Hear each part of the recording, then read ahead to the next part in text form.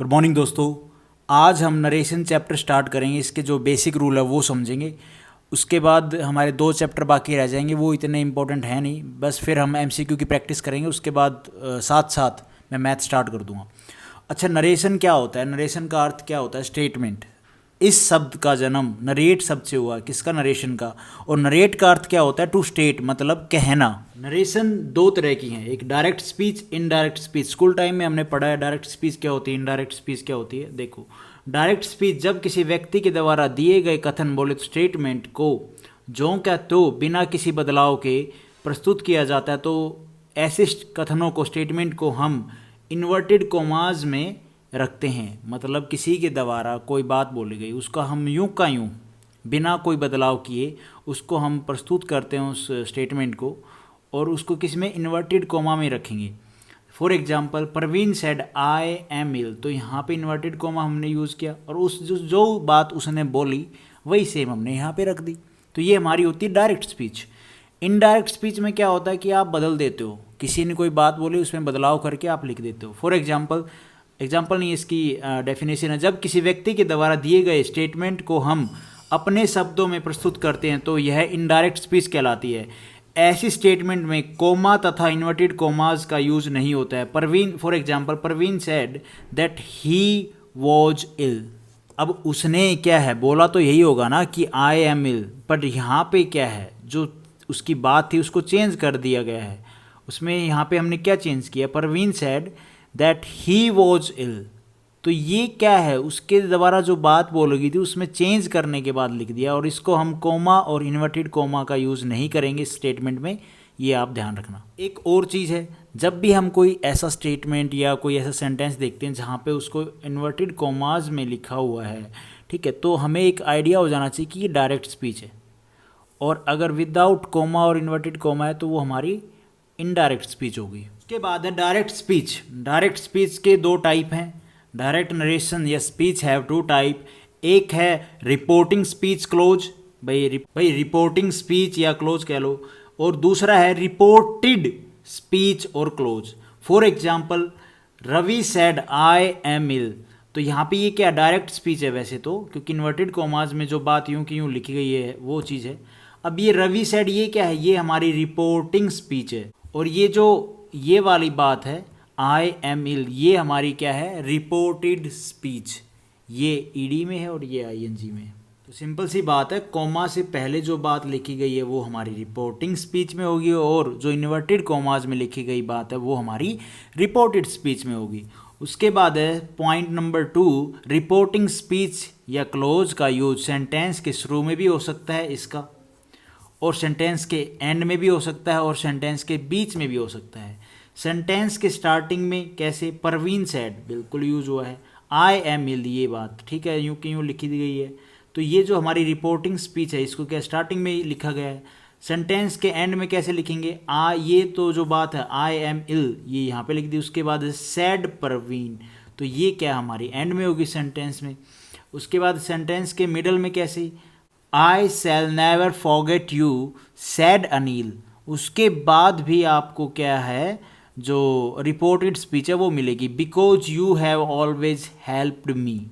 तो यहाँ पे ये बात यूं की यूं लिखी गई है, डायरेक्ट में लिखी गई है, डायरेक्ट स्पीच में, और ये हमारी क्या है? ये हमारी रिपोर्टिंग स्पीच है, मिडल में यूज़ हुई है सेंटेंस की। उसके बाद इसी चीज़ को और थोड़ा सा डिफाइन किया है कि जो ये मिडल में लिखी गई है, एंड में लिखी गई है, तो उसमें जो वर्ब है, नाउन है, प्रोनाउन है, उनको कहाँ पे चेंज किया गया है उसके बारे में। अगर रिपोर्टिंग स्पीच को सेंटेंस के एंड में या सेंटेंस के मिडल में रखा जाएगा तो रिपोर्टिंग स्पीच, जैसे वो पीछे थी ना रवि सेड, परवीन सेड, वो वाली चीज़। रिपोर्टिंग स्पीच में सब्जेक्ट के स्थान पर, जो सब्जेक्ट है रिपोर्टिंग स्पीच में, उसके स्थान पर आने वाला नाउन वर्ब के बाद चला जाएगा, पर प्रोनाउन का यूज वर्ब से पहले होगा। देखो जी कैसे, अनिल सेड, ये क्या है? हमारी रिपोर्टिंग स्पीच है ना। यू आर माई फ्रेंड, ठीक है जी। अब यहाँ पे क्या है? अनिल क्या है? सब्जेक्ट, ये हमारी क्या है? वर्ब। अब इसको आप एंड में लिखोगे तो कैसे लिखोगे? यू ये वाली सेम आ जाएगी, you are my friend. Anil said, तो ये अनिल सैड इसको ऐसे नहीं लिखोगे, इसमें क्या है जो वर्ब पहले आ जाएगी और अनिल क्या है नाउन है, ये बाद में हो जाएगा, तो ये हमारी ठीक हो जाएगी। जो ऊपर लिखा हुआ है कि स्थान पर आने वाला नाउन वर्ब के बाद चला जाएगा, तो ये वर्ब उसके बाद चला गया। उसके बाद है ही सैड, अभी ही क्या है प्रोनाउन है, उसके बाद ये वाला सेंटेंस हमारा जो इन्वर्टेड कॉमाज में डायरेक्ट स्पीच, यू, इसको हम जब इस चीज़ को जो रिपोर्टिंग स्पीच है इसको एंड में लिखेंगे, कैसे लिखेंगे, यहाँ पे प्रोनाउन है you are my friend said he, तो नहीं, इसको हम सेम लिखेंगे जैसे ये ही सैड, ये ठीक हो जाएगा।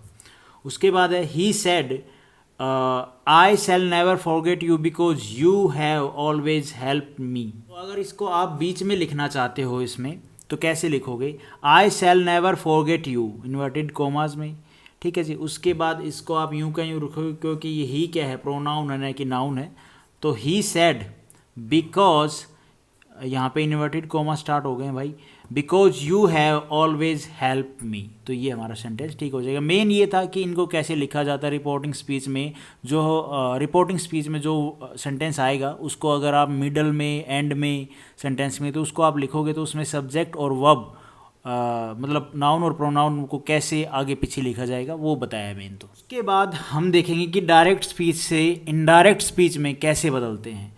देखो, जब डायरेक्ट स्पीच से इनडायरेक्ट स्पीच में बदलने के लिए इन्वर्टेड कॉमाज के अंदर आने वाला सेंटेंस के टाइप का पता होना आवश्यक है। ध्यान रहे, जब तक इन्वर्टेड कॉमाज के अंदर आने वाला सेंटेंस की पहचान नहीं होगी तब तक सेंटेंस को इनडायरेक्ट स्पीच में बदलना असंभव है। और कौन कौन से हैं वो टाइप ऑफ सेंटेंस भाई सेंटेंस की पहचान करने के लिए, असर्टिव सेंटेंसेस, इंटेरोगेटिव सेंटेंसेस और imperative sentences, optative sentences, exclamatory sentences. तो ये हैं सारे, हम एक एक करके देखते हैं।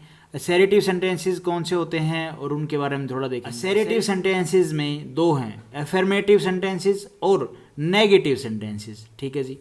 अफर्मेटिव सेंटेंसेस में वह सेंटेंस जिसमें हाँ या स्वीकृति का बोध होता हो, जैसे कि I teach English, positive sentence कह लो यार, जिसमें ये चीज़ हो कि आप एक्सेप्ट कर रहे हो, पॉजिटिव चीज़ है कि आप हाँ मैं वो चीज़ कर रहा हूँ, जिसमें हाँ की स्वीकृति का बोध हो। ही स्टोल मनी, यहाँ पे क्या है पॉजिटिव चीज़ है ना कि वो एक्सेप्ट कर रहे हैं, वो एक्सेप्ट कर रहा है कि भाई वो बता रहा है कि भाई इसने पैसा चुराया, ये बता रहा है कि मैं पढ़ाता हूँ इंग्लिश। और नेगेटिव सेंटेंस में क्या है, वह सेंटेंस जिसमें नहीं या अस्वीकृति का बोध हो, जैसे कि I shall not help you, negative बात बोल रहा है, नहीं कि भाई कोई चीज़ एक्सेप्ट नहीं करनी हो। नेगेटिव सेंटेंस वह सेंटेंस जिसमें नहीं या अस्वीकृति का बोध होता हो। I shall not help you, negative sentence तो नेगेटिव, उसमें मैं आपको अलग से क्या बताऊँ। I do not speak Hindi, ठीक है जी, जिसमें नहीं वाली चीज़ें हों, भाई नेगेटिव चीज़ हो। असर्टिव सेंटेंस के अंत में फुल स्टॉप का यूज होता है, ठीक है जी। असर्टिव में चाहे आपका एफर्मेटिव हो या नेगेटिव हो, उसमें फुल स्टॉप का यूज़ होता है। ये बेसिक चीज़ें हैं जो स्कूल टाइम से हमें पढ़नी थी। इंटेरोगेटिव सेंटेंस क्या है, इंटेरोगेटिव में क्या है, क्वेश्चनिंग करते हो, पर्सन पूछते हो आप, तो वही तो इंटेरोगेट करना इंटेरोगेटिव सेंटेंसेस होते हैं। Do you teach English, where do you live, तो ये क्या है इंटेरोगेटिव है ना, आप पूछ रहे हो, क्वेश्चन कर रहे हो। उसके बाद है ऑक्सिलरी वर्ब्स, ये हमारी सारी ऑक्सिलरी वर्ब हैं, is, am, are, was, were, have, has, had, do, does, did, will, shall, can, could, may, might, should, etc. या WH family words, where, when, how long, how much और who का use होता है हमारे interrogative sentences में। इन्हीं से तो आप क्वेश्चन करते हो, पूछते हो भाई सब्जेक्ट से पहले लाके, तो ये हमारी सारी ऑक्सिलरी वर्ब्स हैं। उसके बाद है इम्पेरेटिव सेंटेंस। इम्पेरेटिव सेंटेंस कौन से होते हैं, जिस सेंटेंस में ऑर्डर, एडवाइस, रिक्वेस्ट, कमांड का बोध होता है, वो हमारे इम्पेरेटिव सेंटेंस होते हैं। अब इम्पेरेटिव सेंटेंस के भी 4 पॉइंट हैं। इम्पेरेटिव सेंटेंस में केवल वर्ब्स को विदाउट सब्जेक्ट लिखा जाता है, ठीक है जी, वर्ब्स को ही विदाउट सब्जेक्ट लिखा जाता है। इम्पेरेटिव सेंटेंस में सब्जेक्ट यू हमेशा छिपा हिडन रहता है, ठीक है जी। इम्पेरेटिव सेंटेंस में हमेशा वर्ब की फर्स्ट फॉर्म V1 का यूज़ होता है, ठीक है जी। उसके बाद है इम्पेरेटिव सेंटेंसेस में हमेशा वर्ब की फर्स्ट फॉर्म से शुरू होते हैं। ये 4 पॉइंट बेसिक सीधी जो इम्पेरेटिव सेंटेंस के बारे में बता रही हैं। इम्पेरेटिव सेंटेंस कौन से होते हैं, पोलाइट रिक्वेस्ट, ऑर्डर, एडवाइस कर रहे हो, रिक्वेस्ट कर रहे हो, आप कमांड दे रहे हो, ठीक है, तो वो हमारे इम्पेरेटिव सेंटेंस होते हैं। एफर्मेटिव इम्पेरेटिव सेंटेंस और नेगेटिव इम्पेरेटिव सेंटेंस दो हैं, जो हम इसके पार्ट कह लो या टाइप कह लो। एफर्मेटिव में हेल्प मी, आप क्या कह रहे हो, आप ऑर्डर थोड़ी दे रहे हो, रिक्वेस्ट कर रहे हो। कम हेयर, भाई रिक्वेस्ट कर रहे हो। Help the needy. और नेगेटिव में क्या है, डोंट शाउट। अच्छा जी, don't come to me negative है। Don't smoke here. इन पे जो ये 4 रूल हम बताए हैं, क्या वो लागू हो रहे हैं? बिल्कुल। इम्पेरेटिव सेंटेंस में केवल वर्ब्स को विदाउट सब्जेक्ट लिखा जाता है, ठीक है जी, वर्ब है हमारी, इसका सब्जेक्ट कहाँ है, नहीं है। इम्पेरेटिव सेंटेंस में सब्जेक्ट यू हमेशा हिडन होता है, तो यहाँ पे यू हिडन है ना, जो बोल रहा है हेल्प मी, ठीक है जी। और इम्पेरेटिव सेंटेंस में हमेशा वर्ब की फर्स्ट फॉर्म का यूज़ होता है, बिल्कुल ठीक है जी। उसके बाद इम्पेरेटिव सेंटेंस में हमेशा वर्ब की फर्स्ट फॉर्म से स्टार्ट होते हैं, तो वर्ब की फर्स्ट फॉर्म से स्टार्ट हो रहे हैं, तो चारों पॉइंट यहाँ पे अप्लाई हो रहे हैं। देखो, उसके बाद है ऑप्टेटिव सेंटेंसेस। इसमें क्या होता है, विश और डिजायर का बोध होता है इन सेंटेंसेस में। May you get A job, तो यहाँ पे क्या है, ये कोई बंदा है, ये विश कर रहा है ना किसी को, भाई कि आपकी जॉब लग जाए, मैं विश करता हूँ, मैं भगवान से प्रे करता हूँ। उसके बाद क्या है, मे यू लिव लॉन्ग, तो यहाँ पे ये विश ही तो कर रहा है, किसी के जन्मदिन पे कह लो या कोई भी अच्छा फंक्शन है वहाँ पे। तो ऑपरेटिव सेंटेंस होते हैं ये हमारे, जिसमें विश और डिजायर का बोध होता है। नोट, ऑपरेटिव सेंटेंसेस मे से स्टार्ट होते हैं। वाओ, तो ये मे से स्टार्ट हो रहे हैं। नोट, कभी कभी ऑपरेटिव सेंटेंस में मे का यूज नहीं होता है, वहाँ मे अंडरस्टूड रहता है, मतलब होता है पर दिखता नहीं है, इतनी सी बात है।